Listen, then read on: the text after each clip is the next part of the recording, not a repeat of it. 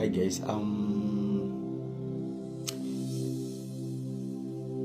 udzai vanhu vanouya panapa vachitaura kuti nyaya ndeyekunyepa here, kuti hatitaure nyaya dzekunyepa, chokuudzai nyaya dzinenge dziri dzechokwadi, ende nemo kwete zvamakuhwa zvamunenge manzwa kumasaidzi neinini. The reason why muchiona ndisingataure nyaya dziri unverified is because kuti ndiye ndisina umbowa, handitaure nyaya dzandisina umbowa. Pana patauro nyaya dzisina umbowa, hatisi veve vanongoposta kuti ndangodzwa nzi chakatongoposta, akangonzwa nzi ndingarunzarwa pakati otoposta, akangonzwa nzi ndingazonzaita zvakati otoposta. No, hatiposta zvinhu zvisina umbowa isusu. Ichitoposta zvinhu zvine umbowa, right? Imimi ndimi muchataura kuti nyaya muri kuiona sei. So musikana uyu ari kutaura kuti akaenda neshamwari yake kuavhondeo. Wasvika kuavhondeo, mujaya akanga achitorekodha aine shamwari dzake. Then vari ikoko ndokuzobva ipapo around kuma6 vachitova kuenda kuHatfield kune imwe BNB wakanga wachienda. Then wachienda kuBNB ikoko ndokunzi nemusikana wekwainzi ndokuchazoshutirwa video. Shamwari yake yakabva yatiwe yakuenda ndokubva yadzokera. Iye ndokubva asara ari ikoko. Asara ari ikoko, ari kuti iye akazotorwa ndokupinzwa mumba. Apinzwa ari kuti mujaya akamutora akamupinza murumu akakiya nemukati. Akiya nemukati ozoti makazopindawo muvakomana 4 wachibva wandibatirana kuti mumwe ruoko mumwe gumbo. Mujaya ndobva apinda pakati ndokubva ari pamwana kamwe chete asina kupfeka butiro. Wapedza anoti iye ndakanga ndaakufonerwa kumba kunzi ndichiri kupi. Ndipo akadaira akataura kuti iye akanga ari kwakati. Hanzi ndakabva ndaitirwa indrive yekuti ndiite sei, yekuti ndiende. Ndaenda ndasvika kuavhondeo ndakanosangana nemunhu uya aifanira kuonana naye, mubereki guardian aifanira kunge achionana naye. Wasangana ndokuti koiwo uchiri kupi. Saka vakaramba vachimuti iwe taura chokwadi kuti chichiitika.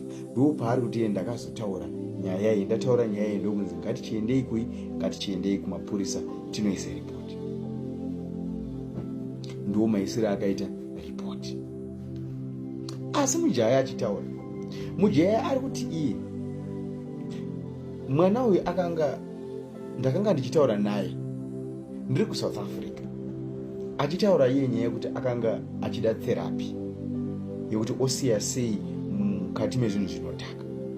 Ende akuti ndakambotaura naye ndiri kuSouth Africa, akazoti akuZimbabwe. Ndokutaura naye ndokuzomudza kuti ndiri pakati ndine zvandiri kuita, ndine mavhidhiyo andinoda kuzoita ende stuff. Kana uchikwanisa kungosvika ungoitawo sei, ungosvika. Then mwana uyu ndokuuya kwaakaita. Anototi iye nekuda kwokuti akanga ari busy akazosvika pakutodismisa mwana uyu kuti no, hazvichaita kuti tinge tichiita sei, tichionana post time dzaenda. Ndokubva mwana uya aenda. Then aenda ari kuti iye wakatoshamisika wachizoona pachipinda maBM machichichi including mota yepolisi kumashure. Asi akashamisika nekuti ari kuti pawanhu wese wangu aripo pakazoita one socialite. Pane socialite ranga riri ipapo. Nekuti akatoshamisika kuti socialite iri riri kuitei pakusungwa kwaakaitwa. Handichakwanisa kuti nditaure socialite iri zita rake kuti anonzana. Asi ndo zvakaitika. Izvi zvaitika kuma past 1 AM yezuva ranhasi. Mukomana ndokubva atozoenda naye kumapurisa. Shamwari dzake dziya dzakanga ainadzo dzakanga dziripo. Saka even kumapurisa kwacho iye mukomana atoti nanhasi ndichiri mushoko, handitonzwisa kuti chii chakaitika kuti chii chiri kumbonyatso kuitika. So ini ndiri kungotaura as it is. Imimiwo ndimuchataura kuti muri kuzvionawo sei panyaya iyi. Ende socialite iri riripo. Umwe mupfupiso akamborwa nevanhu pabhawa, so akambodaidai musarowani nowasikana chichichichi pabhawa. Ndiye socialite racho akanga ari. But zvakaoma. Rape is not a case week.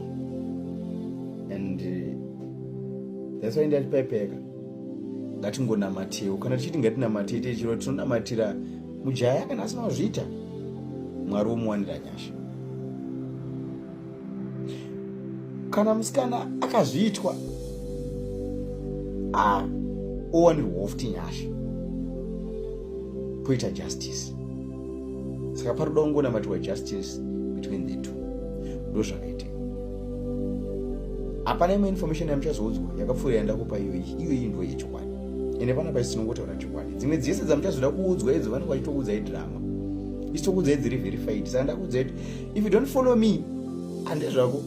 Udzai masori celebrity enyandifollow. Towabatsire munomwe mawangu achibaisa. Pakashata. Hello guys and welcome to Zimtrend Daily. So I think a lot of you know kuti Holly Ten akasungwa nezuro nenyaya ye-rape case ye 14-year-old involving a 14-year-old. So a lot of people have been saying a lot of stories, but video randabva kuplay rairo ndira anonzi Solo Courts. So Solo Courts mostly anenge anotaura nyaya dzanenge I'm not so sure anenge adziona mucourt or anenge audzwa dzemucourt, but most of the stories dzanotaura dzinenge dziri actually verified. So I have to assume that that story also yanga achitaura about pamusoro paHolly Ten and also that case involving that girl is actually true or ndo mataurirwa zvaitwa mucourt. So I'm not so sure kuti anoshanda mumacourts here or something like that, but a lot of my stories ake, if you go and follow him pa social media yake, that is pa TikTok mostly ndo panoposta these videos, most of my stories ake they are actually somehow verified. So according to him hanzi ndo manarration apiwa nemusikana nenarration yapiwa naHolly Ten pending of obviously ma-investigations kuti vazonatsoona kuti ndeupa ari kutaura chokwadi and something like that. So I might not comment much on the story because ichiri still developing and also pane ma-investigations achiri kuitwa. So this is the latest development. Holly Ten has been granted bail ye 500 USD. So mukomana anzi anofanira kupota achienda kupolisi yekuHatfield every day, if I'm not mistaken, 6 a.m. and 6 p.m. And also hanzi mukomana ma-investigations achaitwa kusvika azodzoka mucourt musi wa7 August. So there are a lot of things which zvinofanira kuitwa and parifanira kuitwa ma-reports emedical then pachiinvestigatwa zvinhu zvakati one day pamusoro pe-this story. So of course there are a lot of reactions pa social media. A lot of people are saying zvavari kufunga. So tell us what you think in the comment section kuti nyaya iyi inopera sei or mafungiro ako kuti zviri kumbofamba sei. So it's actually unfortunate kuti mujaya anga achangobva kupinda muZimbabwe and I think anga asina kana 2-3 weeks kuti zvese zvizoitika izvo, but zviri kutonzi zvakaitika marimwe zuro then nezuro achizobatwa. So it's actually a very tricky situation for mujaya at this moment because zvese zviri kuitika izvi, and after atomboti aenda kurehab ndakudzoka ndakuita full time music, and according to story yanga ichitaurwa naSolo anonzi anga aitorekodha a music video and akuzongonzwa zvese zvaakuitika izvi, but chinhu chimwe chiri kubatana ndechekuti malocation avanga achitaura ese it's correct, but Holly Ten ari kuti inini handina chandakazoita nemusikana, ndakatomudismissa early, but musikana ari kuzoti munhu akandidai so. So there is also a certain figure yataurwa kunzi a socialite ari akauya nemapurisa. I'm not so sure kuti aivinga panyaya yei or aivinga achida chii. So tell us what you think in the comment section and please don't forget to subscribe.